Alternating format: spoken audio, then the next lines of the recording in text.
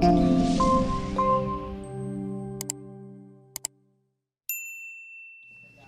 afternoon, everybody. Welcome to the legislative update today. And I'm sort of filling in for Zenovia on this part. Okay, today's presentation, we're going to start at the far end, and we're just going to have everybody introduce themselves, and they got 7 minutes to tell us about their concerns. Good morning, everyone. My name is Claudia Kauffman. I am the state senator of the 47th Legislative District, and I'm happy to be here. Thank you to Kent Chamber. Thank you to the sponsors for this wonderful event to provide an update. I am returning to the state Senate. This was my first year back. I was previously in the Senate in 2007, 8, 9, and 10. And now I'm back in the state Senate, elected last year, and happy to have a wonderful session this year. And I just wanted to tail on to King County Metro. Is this okay? I feel like I'm echoing around. I just wanted to jump onto that. King County Metro has a number of transit buses.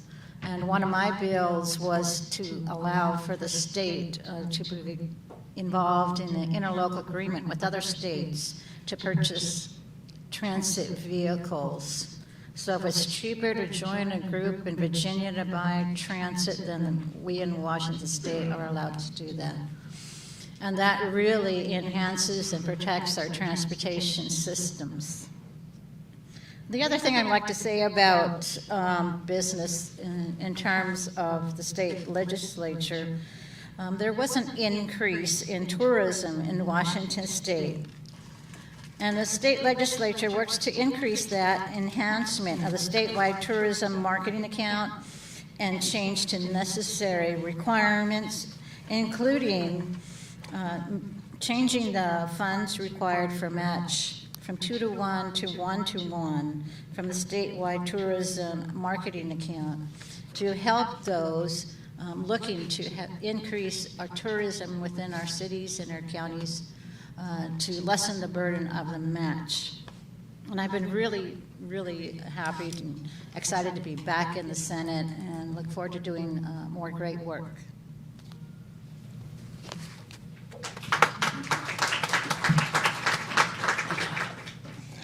Hey, good afternoon. Wait, is it afternoon? Do we agree on that? Oh, it's still morning. Good morning. So good to see you so bright and early. My name is Chris Stearns, and there's a little bit of feedback. Is that okay? That's what I was asking. Okay. Let's see. I'm Chris Stearns. I'm a representative from the 47th District. So that's North Auburn, Kent, East Hill, and Covington. Thank you all for being here and taking time out of your day.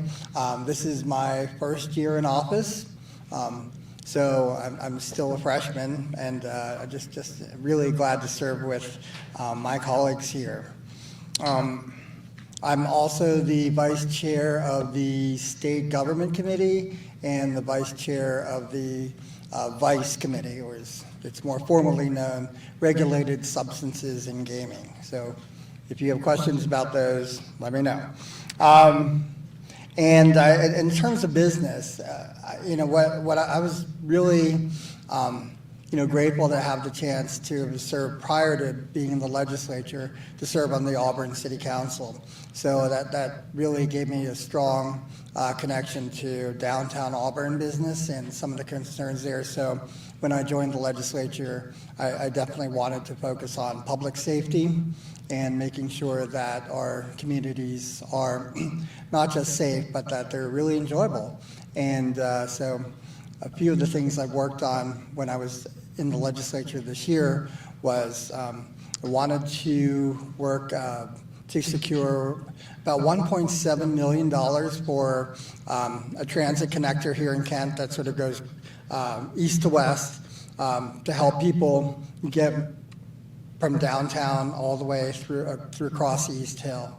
And then to help make life more enjoyable, I secured $1 million for a new park on Kent East Hill. So I'm really looking forward to people being able to come there and I'm just so grateful for all the work that you do, and I look forward to seeing more of you. All right, thank you.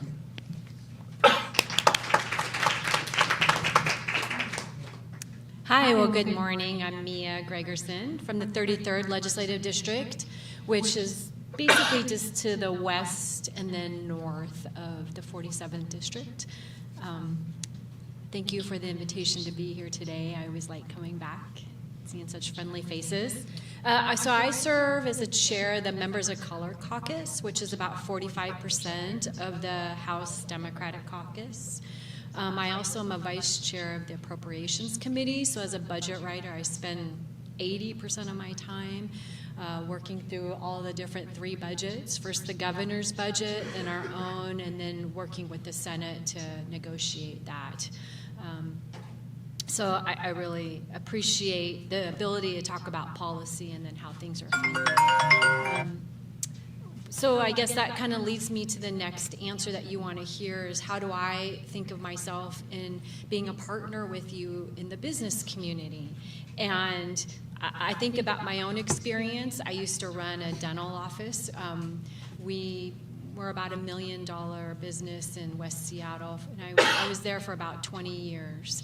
And so for me, it's a community of people, right? You have the diverse needs of your workforce. You have the red tape of just running the business. You have the built environment, the cost issues, and safety, whether it's transportation, getting there, housing, living nearby, and then, of course, just the general public getting access to the community. The other part I think that's more newer and is not considered a utility is broadband, digital literacy access. Access to your business, access to using your platforms, and then as a business, right, using those platforms and being able to connect. So for me, those are all threaded through the budget, and I'm excited to sort of talk about that in different answers. The budget this year was a $69.3 billion budget. As you know, we didn't have the same federal dollars as we had in the past, but we still ended with a very conservative ending fund balance of a 10% for rainy day and over a 4-year. We are the only state with a 4-year mandate, by the way, in how we budget. And throughout that is really a lot of the lens was to do no harm. So there was a lot of great things that happened with the federal dollars, whether it was raising wages, whether it was helping with stipends for folks with lived experience to participate in different areas of government, our housing investments, homeless investments, those wraparound investments. As you know, we had a huge commitment still due around behavioral health systems, the workforce training, retention, lots and lots of dollars, a lot of thought was put into that. And to me, that's part of the business community, making sure that your workers, your clients, your patients have access to all those resources. The last but not least, childcare. We invest heavily in childcare, early learning, and that also means long-term care, ensuring that folks that are aging out have a place to go, and some of those wages, some of those stipends, and helping there. So I'll end with that. Excited to continue the conversation today. Thanks. All right. Hi, my name is Jena Young, and I'm representing the office of Congressman Adam Smith. Sorry, I feel weird because I keep hearing myself in the background. But I wanted to share some of the legislative updates from our office. Before I go into that, I'll give a little explanation of what my role is. I'm the grants director for the office. I've been with the office for the past 5 years, and how I'm part of this Ken Chambers. I am basically ears and eyes for Congressman on business and economic development issues. So if there's something that you want to share to the Congressman, please feel free to talk to me or email me or call me directly, and I'll be happy to relay your concerns and comments to Congressman directly. So I'll go really quick, but Congressman Adam Smith signed on to some appropriation letters this year for fiscal year 2024. And it's really when congressional members make funding requests. We'll either ask for specific funding levels, sometimes for the highest possible amount, or to match the president's budget. So the top 5 that I'll share is with Community Development Financial Institutions Fund, CDFI, and we signed on to a letter that requests $341 million. For IRS, we requested $14.1 billion to improve the taxpayer service and expand customer service outreach, and at least $290 million business system modernization. For Small Business Development Center, SBDC, we all know they're really great, and they are also part of the Green River College. They help businesses generate sales and create over 85,000 new jobs. We signed on to a letter to ask for $160 million for this year. I'm not sure if you all work with SCORE program, which is under SBI. It's like the largest network for volunteer expert business mentors. And so we signed on to a letter, asked for the highest possible funding this year. And lastly, Securities and Exchange Commissions. I'm not sure if you remember that, but they're basically Wall Street law enforcement. We signed on to a letter that requests $2.4 billion for their funding. A top 5 letters that Congressman signed on to, bank failure legislation. We all heard about what happened with the Silicon Valley. We signed on as co-sponsor to Representative Kay Porter's bill, Secure Viable Banking Act. This would appeal dangerous regulatory rollbacks which invited banks to load up on risk and increase profit. Expanded child tax credit legislation. Congressman Adam Smith is co-sponsored Representative DeLario American Family Act, which provides full child tax credit to left behind children by making credit fully refundable. Okay, that sounds so much better now. Sorry, it's like really hard to hearing myself and talking at the same time. But because of this change, many children that disproportionately left behind because of earning requirement, that includes Black and Latino children, children in single parent families, rural families, children in larger families, and families with younger children are now eligible. So last couple more. Adam Smith co-sponsored the U.S. Citizenship Act, which aims to reform multiple aspects of U.S. immigration system. Among other things, this provides pathways to citizenship, reform family-based immigration system by clearing the backlogs that everyone is not happy about. But hopefully this will strengthen our labor markets and provide resources to our southern border and address the root causes of migration. In May, which last month now, it's just beginning of June, Congressman introduced a Community and Technical College Investment Act, which will create tuition-free community and technical colleges in the Washington 9th District and across country. This will provide grant funding for states to offer tuition-free community and technical college and expand wraparound support for services to help students to ensure they enroll and complete these programs. I wanted to share lastly about our community project funding. This is usually known as the earmarks, where we put in with our appropriation bill, but wanted to share that we submitted one for one in Kent. It's with Indian American Community Services, and it requested $4 million to help build their community center. And they're planning to do a renovation community center in Kent and to provide services for their youth, family, and small businesses. So I'm not sure if Lalita is here today, but if you would like to learn more about it, she's the one leading that project.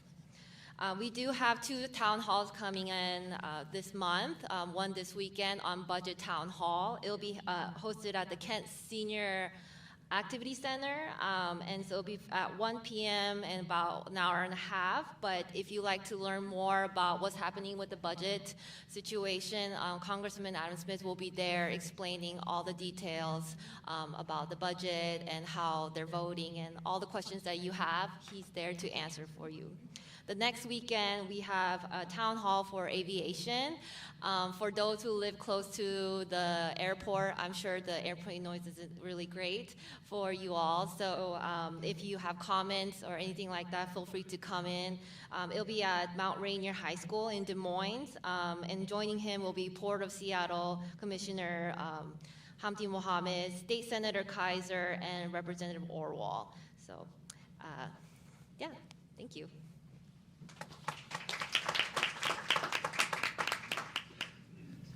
Thank you. My name is Israel Vela. I'm the Kent School District Superintendent, and I want to just take a moment to thank the Chamber for your invite to speak today.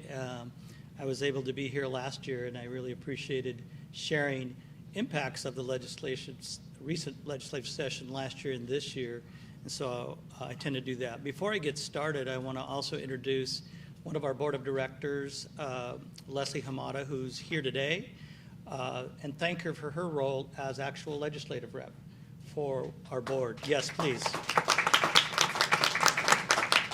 Lots of great work happening across our state in terms of who's there on the Hill really for our kids. And so with that said, this is my second year as superintendent and my first official year. Really proud to be superintendent of the Kent School District, in particular here working with our city partners. A couple of things that I want to share today. I don't want to get too into the education-isms because I know that kind of I start to lose you. But I did want to share some context for education across the state for all my colleagues, particularly in the Roadmap region. So today I'll talk specifically about a couple of impacts that will specifically support our school districts and then those that will continue to need moving forward. The first I wanted to share, most recently, you may have seen or heard a article and an interview with our state superintendent, Chris Reichdahl, where he was speaking in front of the State Board of Education, talking about the demographic change in Washington State, not only in Washington State, but also in our country, and that has to do with our students. We are around 1.06 million students, and that demographic is changing. In addition to that, he also shared with the State Board at the most recent, the impact of the pandemic and what that has done to enrollment. So we have demographics, the most recent impact of the pandemic, which continues to impact us. And that coupled with those districts that are experiencing funding cliffs related to ESSER funding or federal funding that was designed to help support school districts fill the gap during the pandemic. He shared with them that that now is in some cases, a perfect storm, if you will. You may know that districts around us are closing schools, not all districts. But with that said, districts are having to really look ahead and really be good fiscal stewards on how they're utilizing both the ending of the use of federal funding, as well as how we're working with state legislatures on the needs of public education funding. And so with that said, I want to now roll into some of the positive impacts that occurred for our school districts in our region and in the state. The first has to do with special education funding and some of the changes that will be happening.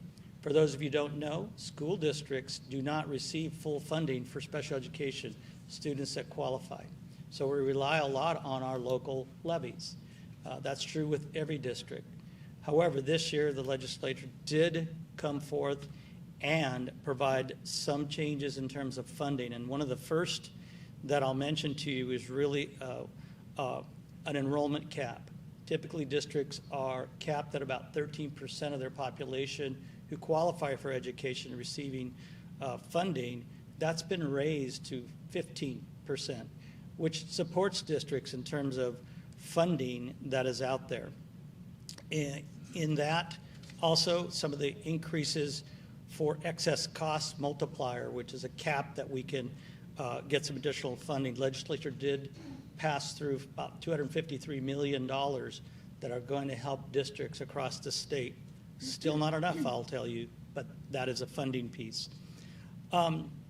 In addition, about $5.3 million around a threshold that is what we call safety net, that allows us to be able to claim dollars, that additional dollars that help support special education.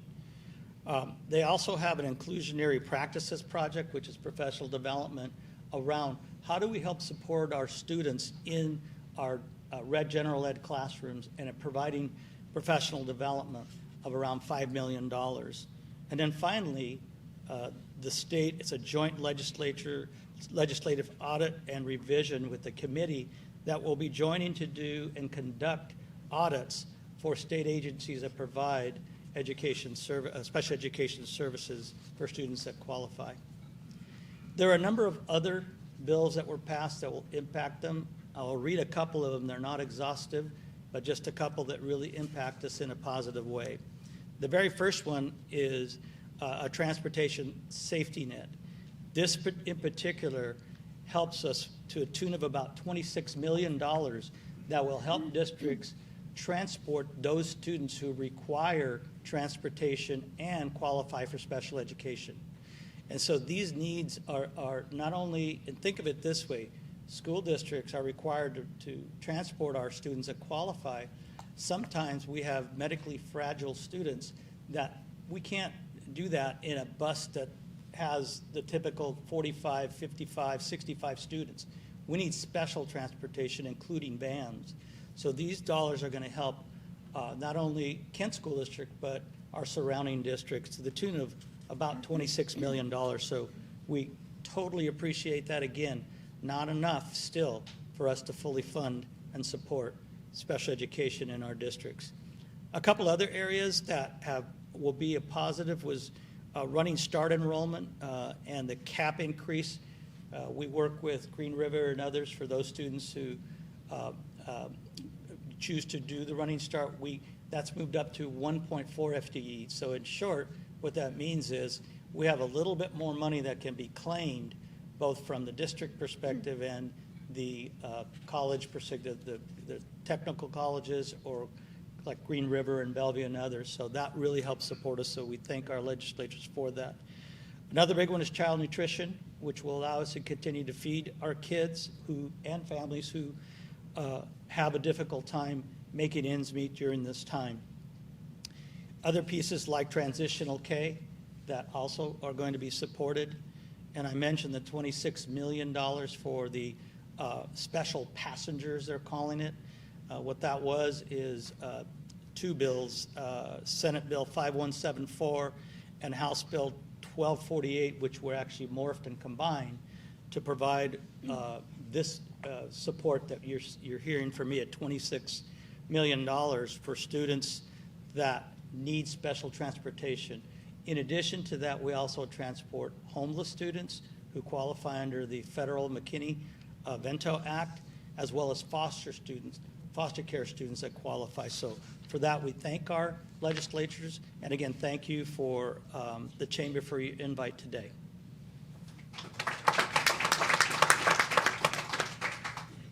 Hi, it is now good afternoon time. So my name is Tammy White. I'm the city attorney for the city of Kent. I've been with Kent for 24 years, but I've been in this current role for about a year. But I started practicing as an attorney in 2010, but initially started in the office as a secretary and then worked my way up. And so when the mayor took Pat Fitzpatrick, our former city attorney, and made him her chief administrative officer, she promoted me into this position.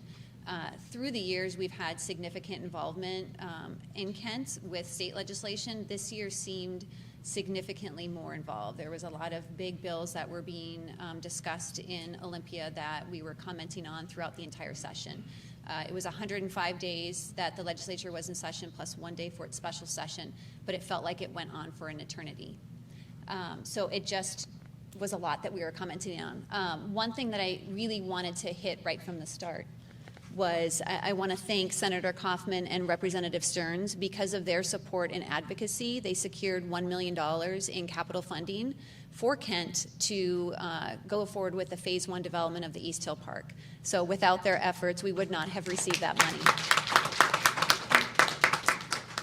So what I'm going to focus on are 3 criminal justice bills I was really heavily involved in. I know I'm limited on time, so I'm going to look to you and your cards to tell me how much time I have left. But the first bill I wanted to talk about was the police pursuit bill, which was Senate Bill 5352. That bill made significant progress. Kent will still be back in Olympia, sorry legislators, next year asking for some additional movement on that. What the bill did do is it reduced the standard to allow an officer to engage in a pursuit back to reasonable suspicion, which is where it used to be before the law had changed in 2021. In 2021, the state legislature had adopted a bill that required probable cause. That is a really difficult standard for a law enforcement officer to have to engage in a pursuit. Keep in mind, these pursuits are happening when an officer is responding to a 911 call or a scream. They don't know fully what is going on right now. To have probable cause, that is the standard that we need to have in order to file a criminal case against somebody. We have to know the individual committed this crime at this location. That is a really high standard when you're just responding to a 911 call. And so for that reason, a lot of folks were able to flee police without us ever being able to identify them. And what that means is now law enforcement has to take considerable more time to do really old school police work and do their investigative work to develop that probable cause so we can go back and arrest them later. So by now taking the standard back down to reasonable suspicion, that is a great start. The legislature also then added some additional crimes that would allow officers to pursue. So again, in 2021, they revised those crimes to make it a violent offense. And so that means murder, kidnapping, a sexual assault, really high-level serious offenses. Did not initially include assaults. So an individual could assault somebody and flee, and officers could not pursue them. So now, with the action the legislature took this year, we now include all levels of assaults where officers can pursue, except if we get into an assault 4. So an assault 4 is a lower level assault where there isn't a serious injury. But if there is an assault 4 that's domestic violence related, now our officers can pursue. But there are still a number of crimes that officers are not allowed to pursue in. So you might see in the news when an individual is fleeing in a stolen car, our officers cannot pursue just based on a stolen vehicle. So those crimes, literally the officers have to watch the vehicle drive away. They cannot pursue after the individual. Racing cases, so I know those have been in the news a lot lately. We have hundreds of people who come to a racing event. We have limited officers to respond to that event. They do their best, but if they try to focus on a vehicle and that vehicle flees, officers cannot pursue. So again, it's having to go back to that really old school police work to develop the case, to get probable cause, to then go in and arrest somebody.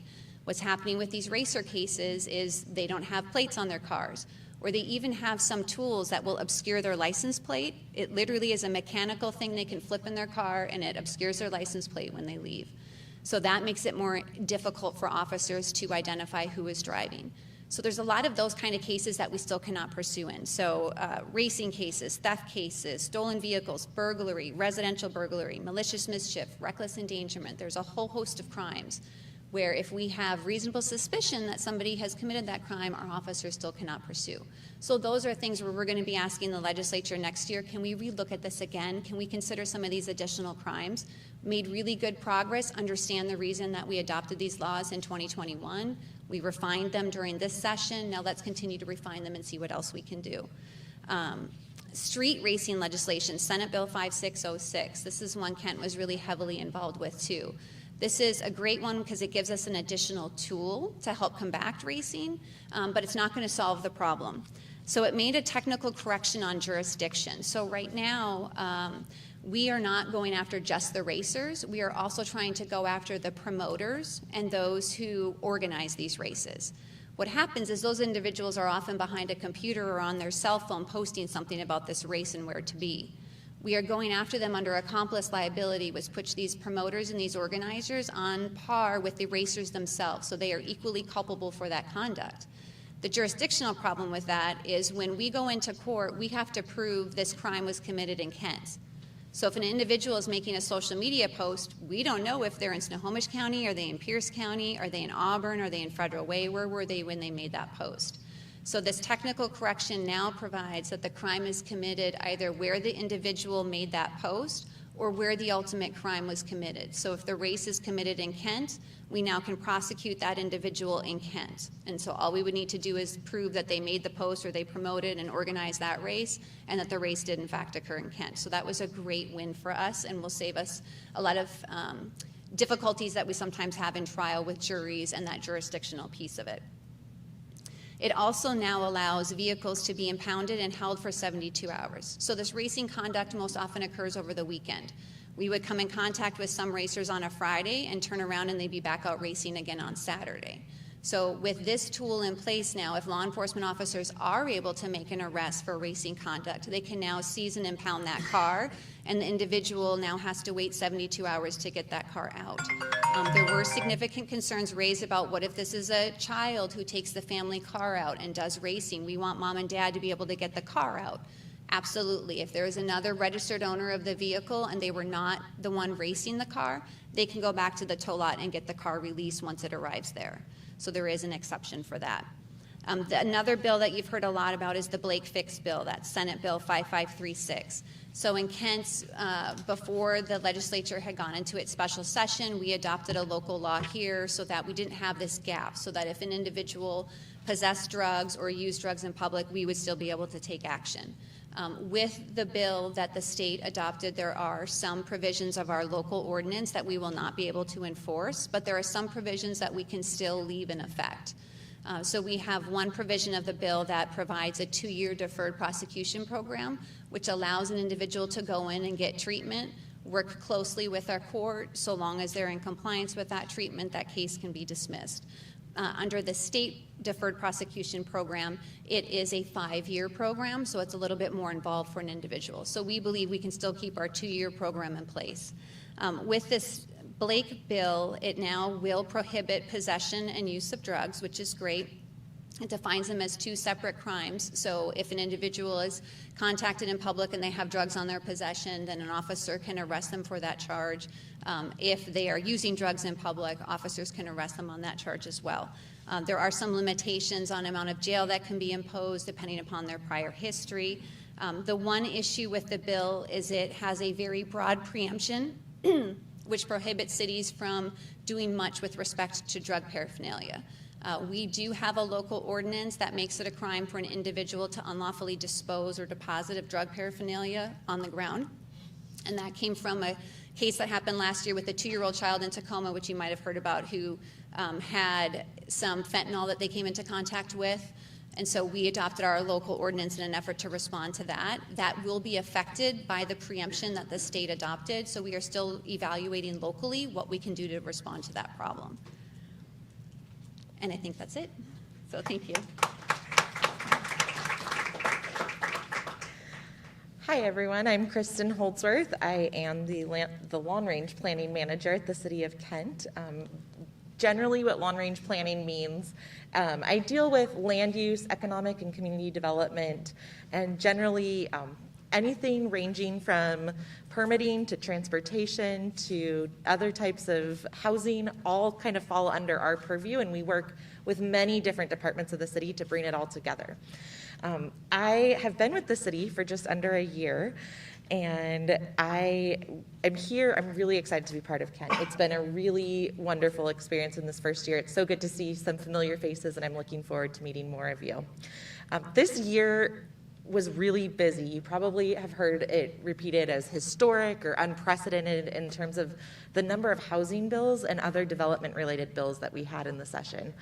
Kent was very active in reviewing them. One, I think the first part of what I was doing every time I looked at a bill was, does this make sense and can we implement it?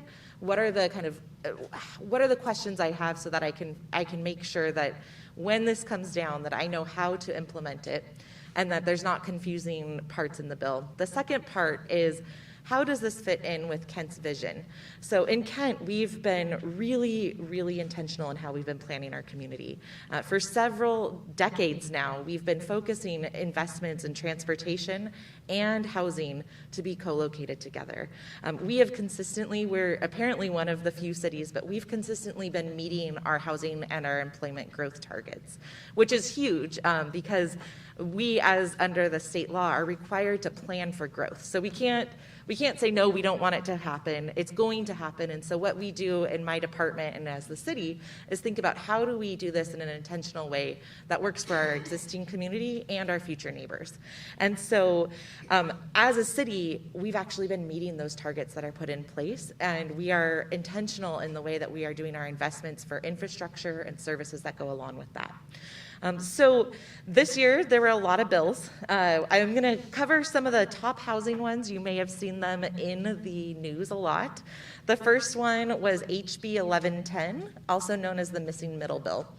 This had a lot of variation over the session. Ultimately, what it means for Kent is that most of our single-family lots in the single-family neighborhoods will be required to allow 4 to 6 units on their lot.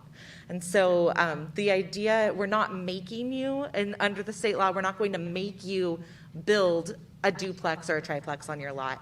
But what it does is it enables, if someone chooses to build a duplex or fourplex, or a fourplex or a sixplex, we have to allow that under the new state law. We had a lot of concerns about this. We strongly, I'll back up and say, in Kent, we believe that we need a variety of housing options. We've allowed duplexes, we've allowed townhomes, we've allowed a lot of different types of housing because we have a lot of different household configurations. Our concerns around the bill were largely around the cost for added infrastructure and utilities and not knowing what that dollar amount's going to be and what that would look like. We also had a lot of concerns. Over time, the bill changed so that it was based on a population threshold. And so a lot of other cities in the Puget Sound region are only required to do 2 units per lot. We'll have 4 to 6, which makes sense in areas that are connected well with transit. But there's a lot of areas that are really close to transit in other cities that are not going to have the higher densities, whereas places on the East Hill that don't have that great east-west connection, that are already struggling on our roads and don't have alternative options right now, are going to see a lot higher densities. So that's something that we're working through and going to be analyzing.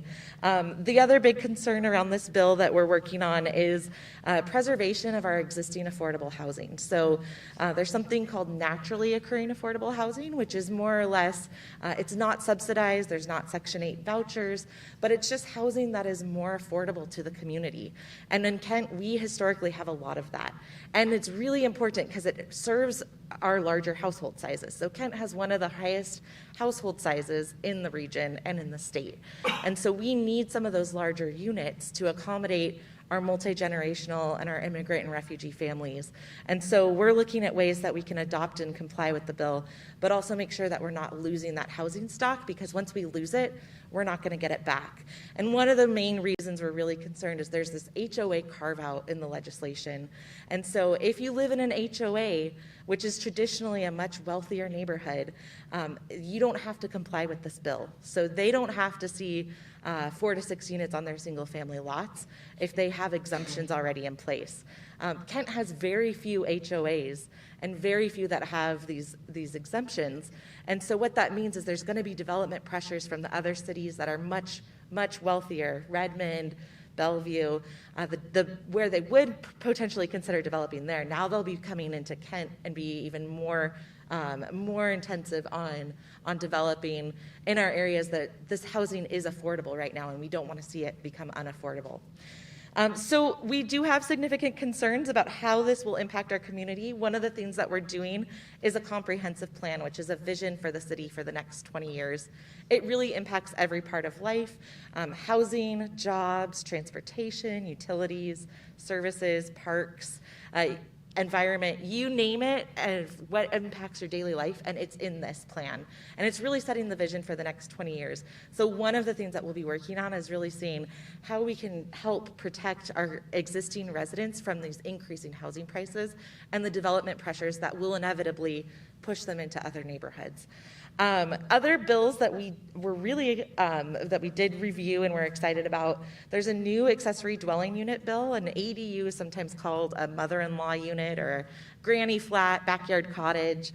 These are really wonderful options, especially for boomerang kids that maybe you're trying to keep going and they keep coming back, or for older adults that may still want some independence but need a little bit more connection. And so, in Kent, thanks to the state legislature, we had a housing action plan implementation grant. And so we were already doing a lot of research, talked with the community, pioneered some really new ways for us to reach into the community and hear their opinions on this bill, or on the work we were doing for ADUs already. State bill came in and kind of overlapped some of the work we were doing. I'm really proud we adopted our bill and we actually went above and beyond. We found ways to significantly reduce the cost. So now we don't require shared utilities, which saves over $20,000 just for the connection part, but then doesn't include any of the additional infrastructure work that has to happen or any of the contractor work that has to happen. So we're finding ways, because we know that these ADU units are really meant to help supplement additional family configurations and also provide additional income because property taxes and everything are rising. We are looking for ways to reduce those costs for those permits. And then there's a bunch of others. I think the one that would be most pertinent to you all is the conversion of existing buildings. So there's a new bill that says that any existing commercial building can be converted to a residential use with a 50% density increase over the underlying zone. And so if you think of vacant storefronts or buildings and you're saying like, why isn't a business coming in here? It doesn't make sense. There's going to be a huge opportunity for housing to locate into those buildings. There's a lot of complexities to the bill. All of these will dramatically change what we know in terms of kind of how housing looks in different areas. We have until July 2025 to implement, and so we are choosing to do this in a strategic manner, having conversations with the community of what it looks like, and that'll be part of that comprehensive plan process. So I'm happy to talk about that more, but I do want to, there was a prompt here of what we should know that's important to you. We are planning for the city's 20-year future. We want to set our course and plan based on what our community needs and wants, and we want to bring it all together. So please, your voice is important. We can't do this without you, and we need you. So as everybody sees on their table, that Senator Orwell wasn't able to be here, so there's a little statement about her there, and unfortunately Senator Kaiser. So let's ask a question real quick. Looking ahead, what are your top priorities and goals for the next legislative session? And are there any specific issues or bills you plan to focus on? And we'll start at the end down there at the Planning Commissioner. From a local government standpoint, I will say the amount of regulatory requirements that came out of this session and figuring out how to implement them is pretty massive. We have a steep hill to climb. I think there's over 20 bills that my department and division alone are trying to figure out what to do. And so a priority would be to see streamlining and efficiencies for sure and development, but then also support for implementation at the local government level. And I would say for me, my interests are all determined by the mayor and our council. So I do know, though, that continuing to looking at what we can do on the public safety front is likely going to be a high priority for our mayor as well as our council. I do know next legislative session we will likely be back asking for some additional work on the police pursuit bill, which I mentioned earlier. And so I anticipate that's continued where we'll be focusing on is the public safety side. For education, I spoke earlier of special education. We'll be back for that. I mentioned that our communities in all the districts pay or spend a lot of levy money on special education. We still are not done with that. So that's one that we'll be back to our legislatures with. The other one that I would share kind of related is additional funding. I know we received some additional funding for state bilingual and language acquisition. I think there's still a lot of work to do there, especially in Kent with our demographics that continue to increase in terms of minority majority in our district. And I know the work that Representative Orwell did on language acquisition is the first step, and I think we continue to work with her team and continue to do that. So there's a couple areas for education. I mentioned a lot earlier, but I guess just the main priorities for us this year at the Office of Congressman Adam Smith is to really focus on mental health, public safety, criminal reforms, and also workforce. That includes education. That's why in May he introduced that college and technical bill, and so I think that's really to help encourage our economic development, especially that's going on with the local government. So we want to help with the funding of that. Okay, thank you. I appreciate the opportunity again. And maybe we should have, started the other way, working on down to hear all of these concerns about the legislative session. But I want to ensure you that there was broad bipartisan support for record investments in affordable housing, transformative policy to address our state's affordable housing crisis. We also saw broad bipartisan support for our schools, and we increased special education funding by $400 million. Washington State investment in special education increased substantially. What did not increase was the federal government's responsibility to fund special education. I just want to make sure y'all know that. And when it comes time to investing in home for everyone, we invested over $400 million in the Washington State Housing Trust Fund, and we passed some major housing opportunity bills. Contrary to what was said, there's lots of HOAs in Kent. I live in HOA. HOAs brought up, Association of Washington Cities brought up a number of issues and concerns, and we addressed them. We addressed them quickly and with intent. And we worked on housing for a number of people. In terms of our broad effort, we did work on reducing regulatory. We worked on the requirements. We did streamline. We grappled with a number of issues when it comes to housing and the impacts and the generational crisis, and then the calls that we have for increased funding. And we passed major reforms to zoning and to land use and to expand our options for further affordable housing. And no, not everyone is required to build a 2 or 4 unit on their property. That is it's disappointing to hear the rhetoric of that when this is just an opportunity for those who would like to. It's an opportunity for those who would like to create an accessory dwelling unit. These are opportunities that people came to us and said, we would like to do this. Is this an option? Now, yes, it is an option, but we did take into account the impact on the infrastructure, on the police, on the local hospitals, on the streets, and especially on parking. We don't have vast amount of space for parking if you add a 4-unit place. And so parking had to be part of that solution. And so we took these issues seriously and we addressed them with the input from so many people. And I just wanted to say which I didn't say earlier, in terms of our investments, just in Kent, which was mentioned, $1 million for the East Hill North Community Park. There was also $1 million for the Clark Lake Park in Kent. There's $500,000 for the Springwood Park renovation, and there's also $794,000 for the Indian American Community Center in Kent. And so there's been a tremendous amount of investment in this area, in this property, and not only in terms of housing and education, but we all know we can't get anywhere if we don't invest in our transportation. We put in $56 million to help expand State Highway 18. We put $7 million into Meet Me at Meeker Street, multimodal improvements.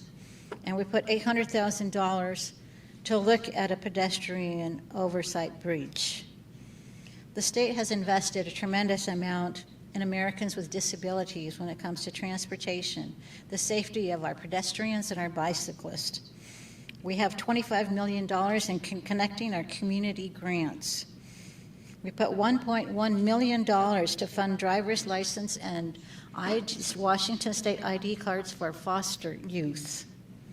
And we put $188 million so that all our children can ride free on all transit, whether that be King County Metro or that be the Sounder train, or whatever kind of public transportation we have, our children can ride free.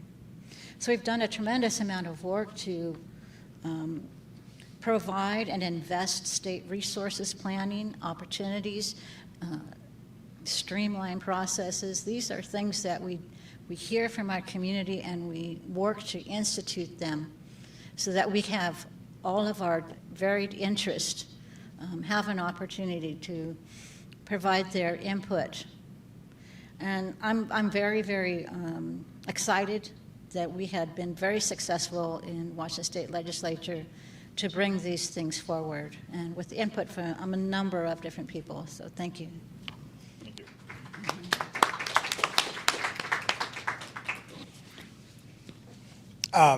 Let's see. So thank you, Senator Kauffman. That was, I really appreciate your words. I also wanted to add well, let me just start off by saying, my focus has been and will continue to be on, our quality of life. I loved when I got the chance to move down to the 47. It's beautiful. Lived right behind the casino, so it's always exciting. Things. It's our area, our cities. They're just growing so fast. So, that's something that I really want to be careful and how we manage that growth, how we plan to grow, but also again how we keep our community safe, how we protect the environment. That there are more and more people, but we have to do a better job of protecting the Green River. And create some more parks. So I want to continue to focus on that. Business is something that is really affected by transportation, so I'm really grateful to Senator Kauffman for highlighting some of those projects. There's one other project that I wanted to highlight, which is the Puget Sound Gateway, which really affects Highway 167, and will get all the shipping containers, along Kent, and Auburn over to the Port of Tacoma. That's a huge number. I want to say it's like, I don't know, $500 million in that.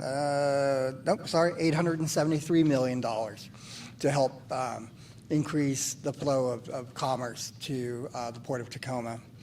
And from my personal standpoint, one of the things that really matters to me is our behavioral health system. Mental health, and people who are in recovery. I'm really proud to be in long-term recovery. That means the world to me, and especially to my family. But we can make more investments. I'm so proud to have worked with my colleagues, Representative Gregerson and Senator Kauffman. We made some just world-class and really groundbreaking investments in mental health. Crisis centers are coming, and I'm sure you all know about the King County Crisis Centers. So that can make a huge difference. And the other big thing that really affects our communities is homelessness. So, I'm going to continue to work on finding solutions to homelessness. That more and more people are becoming homeless, so we have to figure out how do we, prevent that from happening. But at the same time, how do we continue to offer services that people can take right away? And so, I won't stop working on that. And I'm also grateful for all the help help and assistance from the City of Kent, which is really, they've got some wonderful people working there. And so it was really, really good to work with them on housing, on police pursuits, and the Blake drug fix.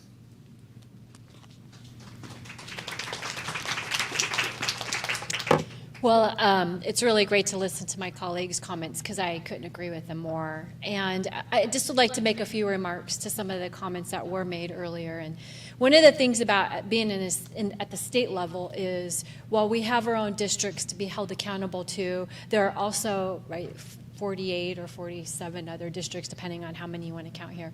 And there are 306 different school districts, and they are not a monolith, and they have local control. And so sometimes when you hear about these state fixes or these state investments, we're trying to honor all these different districts and their needs, very different depending on what part of the state you're in, what type of community that you serve. So I just want to add a little context to that, especially when you're thinking about those federal ESSER dollars, when we're trying to figure out how to support the kiddos, when you're thinking about staffing issues, healthcare costs, worker retention. We added over almost 700,000 more free meals for students. 50% of the children born in Washington State are born Medicaid eligible. That means the entire family is in poverty. So government has a lot of pressure to be able to support our communities, our families, wherever they are in Washington State. And South King County is such a great example of the diversity and the needs. So I feel very fortunate to have such great colleagues to work through these issues.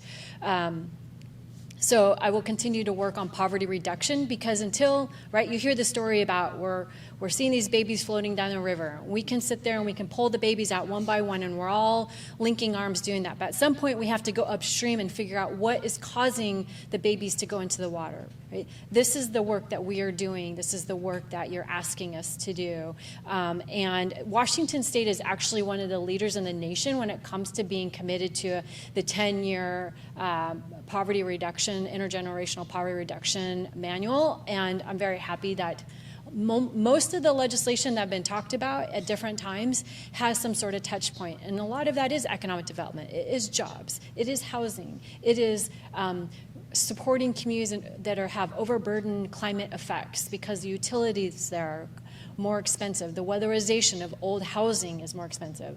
With the climate commitment dollars, we had our very first year of that. It was about $684 million in the operating budget. There was money in the transportation budget and then in the capital budget to go towards that. But there's also a carve out for overburdened communities. We're still in that space of defining what that is. You could imagine that Kent and South King County are very well poised to be able to receive those dollars. But that doesn't mean it's an easy political lift. So I believe that there will be a lot of work to ensure that we do that. That also means co-governance. That means in-community budgeting and doing the community networking. Because so many, right, we learned during the pandemic, that so many of our communities being supported by non-governmental agencies, nonprofits. That's where the trusted messengers are. And we have used a lot of our resources to really support that. And I believe as businesses, you know that your community is supported by all those great little nonprofits and large nonprofits supporting, picking up those needs.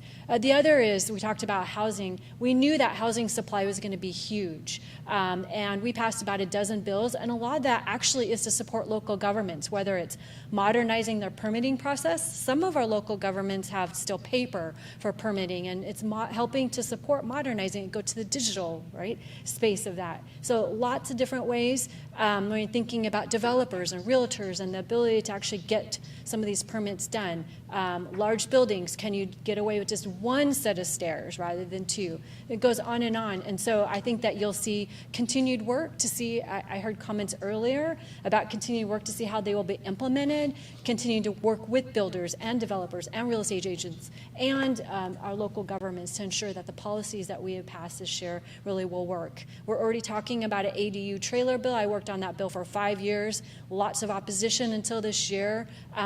And remember that with the 1110 that you heard about, ADUs count as part of that, right, of those fourplexes or the amount of units that are necessary. And local governments have until their comprehensive plan are updating. So that could be all the way into December, I think, of 2025. So we're doing a lot of work to ensure that no matter what city or community that's within the UGA that's bound to these laws, this is the floor again, that folks have that time to do the work. So very happy to be in partnership with them, all of those communities, especially here in Kent, very active voice, and I really appreciate it. So thanks. We're going to just take a couple of audience questions. Sam? Thank you. Representative Stearns, I appreciated you mentioning the Gateway Project. I was on the Department of Transportation technical committee Zoom yesterday morning, and the words that they used to describe that are that that project is now fully funded again. And a big piece of that was the $130 million from local, essentially non-federal and not state money. And so it's a really big deal, and it's something the South Sound Chambers of Commerce Legislative Coalition was created to address, and we had great success in 2015. And I see Amelia nodding her head there, and you've worked on the ADUs for like since you were a really young girl. and we were and they followed your lead this time instead of tacking some of the stuff from your bill onto the other one. So, but the questions I have are really for Kent. And I've watched what you've done with the ADUs. Because I represent the 8,000 realtors in King County before local governments, I read everything that you guys put out in your weekly agendas, and your work on ADUs has been exemplary for the region. The real question that I had, though, and I do have a question, is for Tammy. This morning I was reading the final bill report on 5536, the Blake decision fix. And initially I'd heard that, well, you got the gross misdemeanor, that the state preempted it. And then I heard that the state didn't include preemption. And then when I was reading the bill report this morning, it appears that there is preemption, but that the latitude, as I was reading it, appears, and I was reading the bill report, not the bill, is that the latitude involves the state saying that basically the needle exchange and medication programs are an essential state facility, whether they're on site or whether they're in a vehicle, and that the cities have the ability to regulate that, but only to the same extent as they regulate all other essential state facilities, including healthcare facilities. So as it relates to, I know you said that you're still trying to sift through it, but as it relates to preemption, is there anything that you know for sure that you have the opportunity to do following the Blake fix with regard to that issue? So I'm going to give the very lawyerly response of, I can never be sure until a court tells me that they agree. But what we do think is there's some room for us to give some regulation there. So there is a very broad preemption for drug paraphernalia. That preemption is significantly broader than what the legislature previously did with respect to the Controlled Substances Act. So the prior preemption said basically that if the Controlled Substances Act didn't deal with the issue, local governments could deal with the issue at the local level. That is different now with respect to drug paraphernalia, which is very broad. There is that carve out for harm reduction, and there's terminology is used two different ways in the bill. So one, there's a reference to harm reduction services, and there's a reference to harm reduction programs. So with respect to an essential public facility, and what that means for the rest of you is that if something is declared an essential public facility, a city must allow it within their jurisdiction. They cannot prohibit it. We have some local control as to where they can cite it and what conditions apply to it, but we must allow it. So with respect to harm reduction programs, those are now defined as an essential public facility. We'll have to make a provision for them somewhere in our city. But with respect to harm reduction services, that is where we believe we have some ability to regulate. And so at this point, I'm going to kind of transfer it over to Kristen, because we are working on this currently, and it's going to be an issue that's going to be going up to our city council to decide in the next month or so. Yeah, thank you. Good question. And this is where things happen really quickly. And so there's sometimes in the same bill a couple different terms. And so as someone who's trying to implement it, I normally am like, oh, these are meant to be interchangeable. And then the lawyer says, wait a minute, there's court case and legal precedent here, even if it wasn't intended, and they were meant to be interchangeable. So that's one of the things that we're working on right now, is identifying where we are preempted versus where we're not. And so we are working, there's a land use component to the Blake fix that you just mentioned, of allowing different types of harm reduction services and programs, as well as different opiate substitution facilities and treatment clinics in the city. We already have a provision to allow them in certain parts of the city. And so what we're doing is working to add definitions and clarification where we haven't covered what was new in the bill. And then also doing that cross-check to see, are we regulating these differently or more stringently than these other types of public facilities. And so we're doing that analysis right now. It'll go through the Land Use and Planning Board to council for that portion. But there's a lot of ways we've regulated essential public facilities in the past, because they include everything from hospitals to jails and airports. There's just a lot of different ways that we've talked about different types of public facilities, and so we're looking to make sure we're comparing apples to apples in that. Thank you so much for that. Were there any other questions before we go, ma'am? Thank you. I had several things to talk about, but thank you, Mr. Vela, for getting money for Green River College kids, since I work here. But I also wanted to talk about reentry of persons coming out of incarceration. And we talk about the quality of the community. And so the one, I used to work with homeless teenagers who had babies in Seattle. And so the one thing that we did was to focus on them getting their education, but we also provided them with with housing, money from TANF and things like that. And so persons coming out of prison or jail, they need the basics, and that's what, so I'm looking at like persons being homeless and all over the street because there's nothing for them to, have their own place. And I know there's, I work with Low Income Housing Institute. I was on the board of directors, and they had started the tiny houses. And now I see that even Home Depot has their sheds as tiny houses. But so these are things that there's a lot of land around in Kent area, and I can see putting a bunch of tiny houses on the land, so persons coming out, they can start a life and then, get their identification, get a job. There's areas for them to get their basic training. And so those are the things that would keep them hopefully off the street. But then I know also that there are people that do not want to do that, but ones coming right out of prison might have it fresh on their mind to make a new start in their life. Thank you for that comment. So again, thank you very much for being here today, taking time out of your busy schedule. We definitely, as a chamber, enjoy engaging and asking questions, keeping in mind that the chamber does have a government affairs committee that meets on a monthly basis. And so if this is of an interest of yours or you want to stay a little bit more tapped in, you are welcome as a member to be a part of that government affairs committee. Again, you can just be someone in there just asking questions and understanding, but it is an opportunity. And the representatives and our elected officials and folks at the city and the school district are very engaged with the chamber, and we appreciate that. And so they always avail themselves when we need anything. So all of their contact information can be found on Kent Chamber. So one more applause for our speakers today. Thank you so much for being here.